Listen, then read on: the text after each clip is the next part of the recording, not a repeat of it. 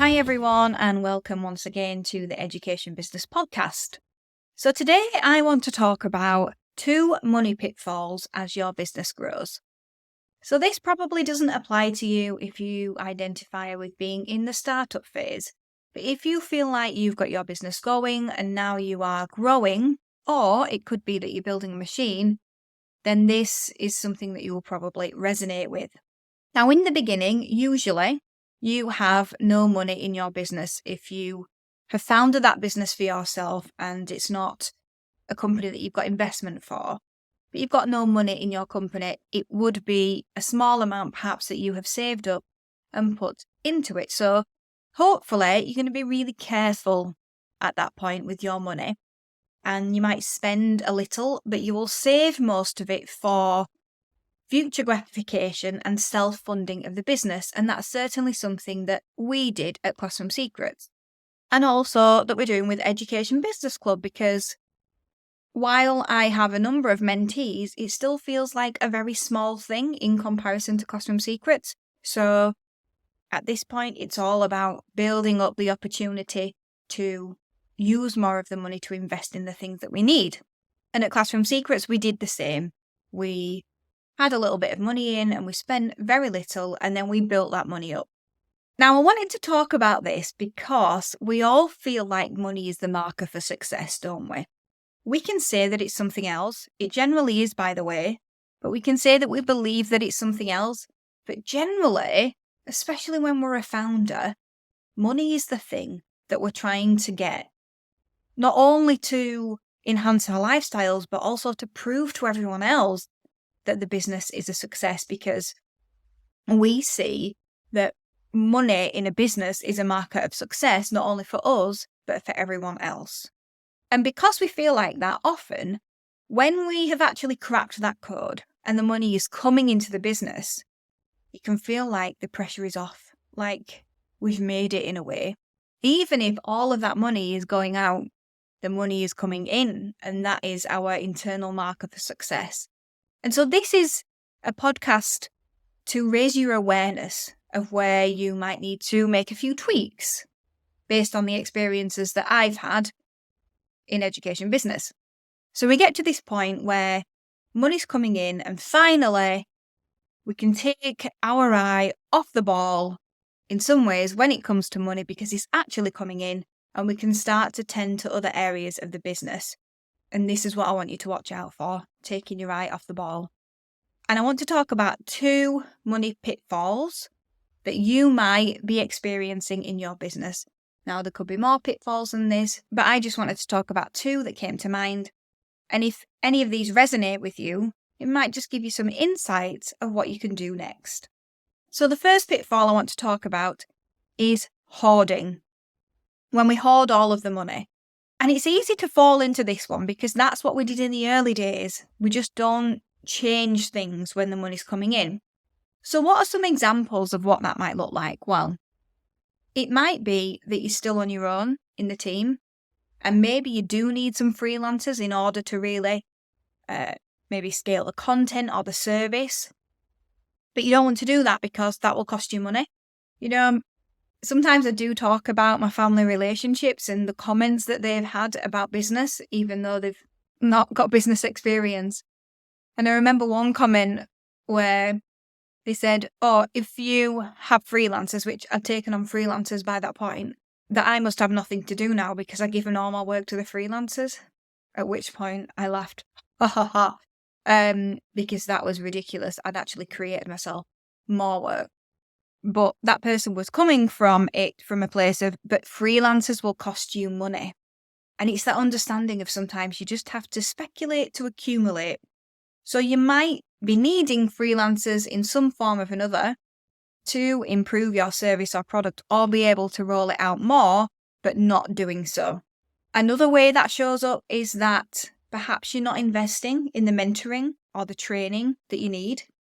And that's one of the reasons why you'll stay stuck hoarding unless you actually start learning different ways of doing things, learning how you can invest your money, working with other people like myself and Ed who have been there, who can help you take the next steps in your business.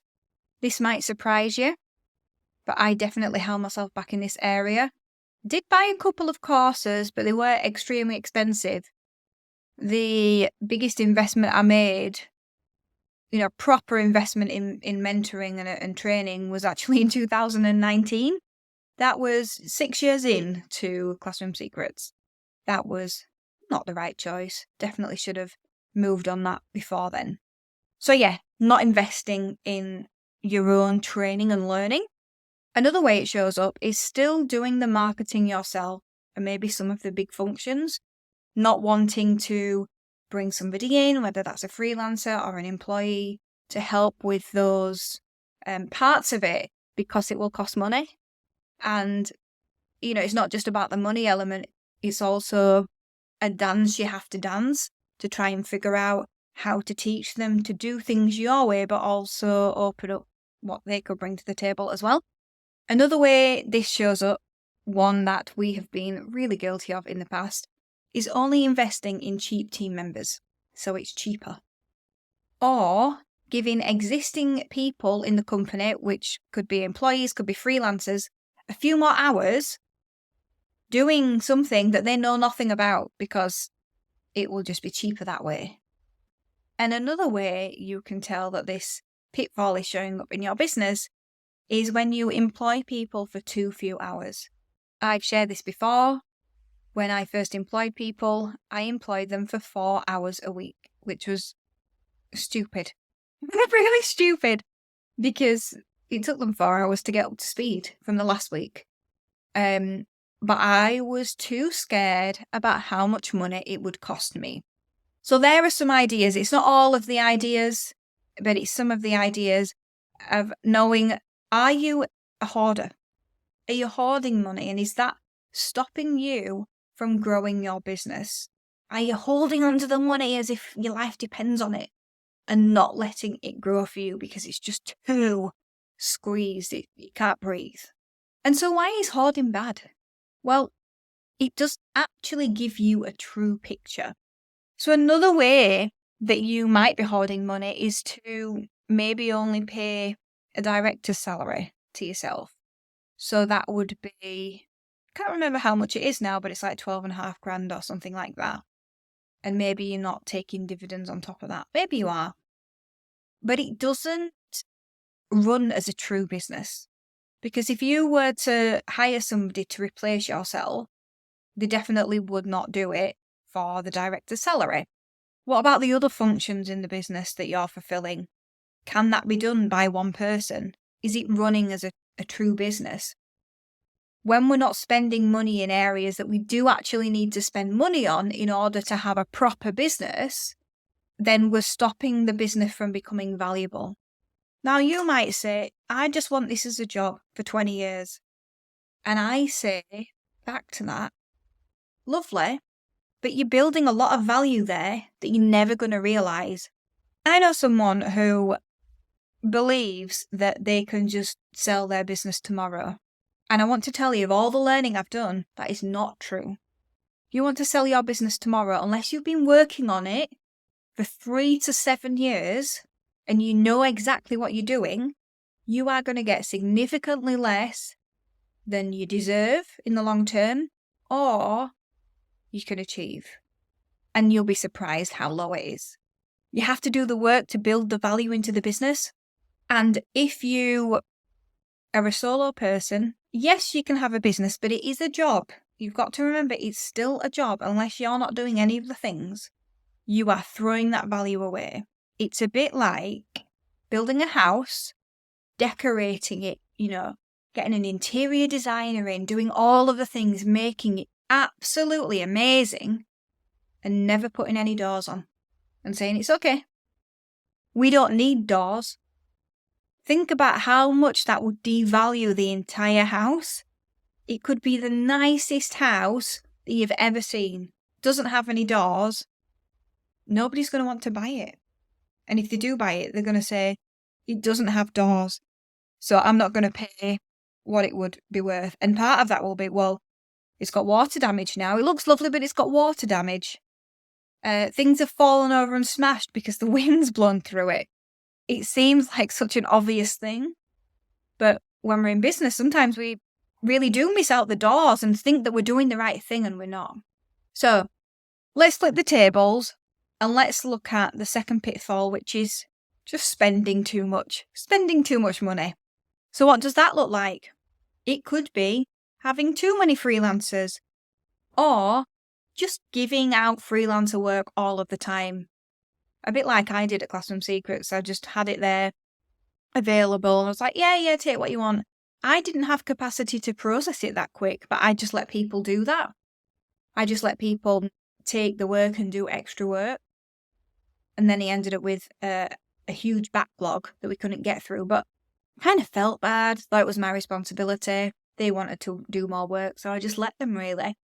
That's not really how a freelance relationship is supposed to work. Another one, which is kind of similar, is giving friends employed roles because they ask you to. You might not be on this side of the coin, you might never have experienced it, but I have. I've definitely done that before. Or even finding jobs for people in the company, different roles because they work hard. Like, oh, we must find a way to reward them. Even if it's not necessarily what the company might need. All of these are really good examples of just spending too much money in ways that you don't need to. If you think back to the point I made about creating value in the business, that's when somebody would come along and go, why are we doing that? Why do we have this role? Why are we spending this on that? They would say that. Another area that you might want to look at in this side of the coin is signing up to software too quickly.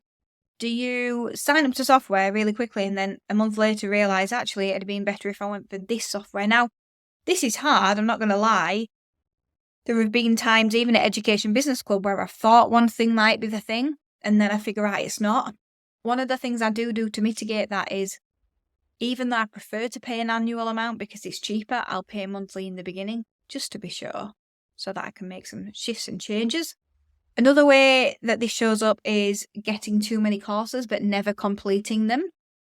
This is not so bad if you get lifetime access or if it's a monthly fee, but if it's a case of you get 3 months access for this one course, I hate those because I never manage to do it in the 3 months because I have these other priorities that just come up. I get impulsive when I buy the course and then I'm like, oh, actually, that's not important in the next 3 months. It's important in the next 6 months or whatever. So that is another thing that might be showing up for you. Money's become really easy, it feels nice, and you're just spending where you don't need to spend. Another area that you want to look out for is using consultants who are not working hard or they're not able to complete their job properly because you can't give them the support that they need, whether that be you or a team member. So we definitely had a consultant at one point who wasn't really doing a very effective job. But because all of that function was with me rather than another team member at the time, I was a CEO. I just could not give them the time that they needed in order for them to be effective. This went on for quite a long time, just paying the money out and not really getting the value that we needed and knowing that we were holding that back. Because at the end of the day, you've got to think, that consultant, they just want their money every month because that's their business. They're certainly not going to push you. They're not going to chase you. So yeah, can't really blame them. It's up to you to really be thinking about, are you letting the money go over the sides? Are there any places where you're just being wasteful? So I hope those two sides of the coin, those two pitfalls, have given you something to think about. I've tried to give you some examples of what that might look like in your business.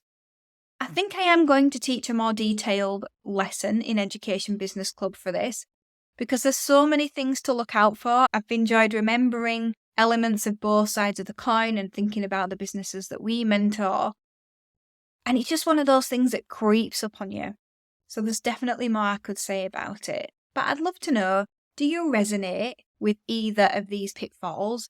Do you recognise some of the situations and circumstances that I've mentioned?